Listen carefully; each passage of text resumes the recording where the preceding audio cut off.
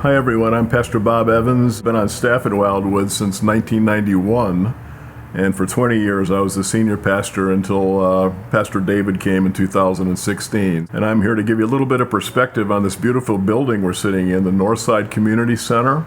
This building was planned and paid for and built by Wildwood Church to be a true community center. And a lot of you probably don't know how this original idea even got started, so I just want to take a few minutes and tell you about that. In 2003 and 4, Wildwood was growing at a fairly rapid rate. Our space was limited and we were looking to expand. We were a little bit landlocked in our current location on Ox Bottom Road there. And so a couple of us sat down with a woman named Carla Mitchell, who lives not too far from here, and talked to her about purchasing some of her property, which is at least part of the acreage where this community center now sits on. She was ecstatic to know that a church was interested in purchasing her family land. That was always some desire that her father or grandfather had, that if it was ever sold, it would be sold for a purpose that had eternal value. That resulted in the purchase of that land and additional property. It's now totaled 60-some acres. And let me just tell you that the original plan was to build a bigger and better version of ourselves. We wanted to have a 2,000-seat sanctuary. We were going to build a church parlor. There was going to be a bookstore, probably a coffee shop. As looking back on it, I think we felt that we were really building this primarily for ourselves. And that became a challenge to us in our thinking as time went on. We had a capital campaign. We raised a significant amount of money. But then in 2008, the recession hit. And when that happened, our plans basically came to a screeching halt. As I look back on it, that's probably the biggest blessing that could have happened to Wildwood at that particular time. Because what that did was to cause us to refocus on what we were actually trying to accomplish. And we began being unsettled about that whole philosophy of ministry. I became very concerned about the traditional church model. It was kind of gratifying to see the church grow and to think that one day I'd have a 2,000-seat sanctuary, so there's all those things you have to fight through. But I realized those are short-term personal benefits that would have no real impact ultimately on people coming to faith in Christ. And so we began thinking more in terms of a missional model of a church, which is more going to where people are.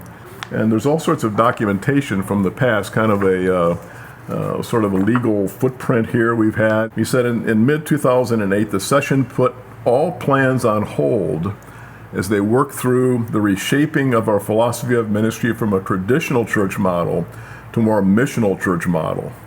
We were thinking, how do we parlay this property into something that's actually used more to reach the community where the community is in terms of their own comfort level, instead of asking them to come to a church building and jump through all the hoops that entails. And that's how the process of change occurred in our thinking. It was kind of a Copernican revolution, actually. So I think that getting our people up to speed to see that this is actually a very significant and, in a sense, God-honoring way to minister to people is the learning curve that all of us need to sort of enter into.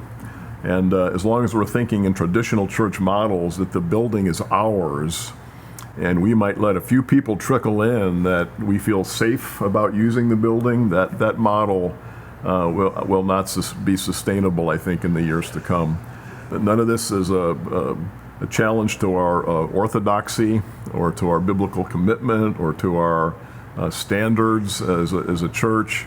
But we want people here who are different than we are. I don't blame someone for struggling with trying to figure out how this thing is supposed to work, because again, they don't have the architecture or the framework. So we have to be patient and train ourselves as leaders, as pastors, as staff, and as elders and deacons to think differently about what this center is meant to do. I would tell our people we're not in Kansas anymore.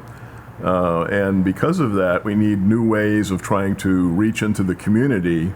The capstone of it is the saying, well, let's treat this building as something that we don't hold on to as ours, but we are saying, here, community, this is yours. And to embrace the people who walk in the doors. We still have a long way to go to try to figure out what that looks like, how that's going to be used, but I think we're on the way of at least getting prepared in our thinking to use this facility in a way that will really honor and glorify God.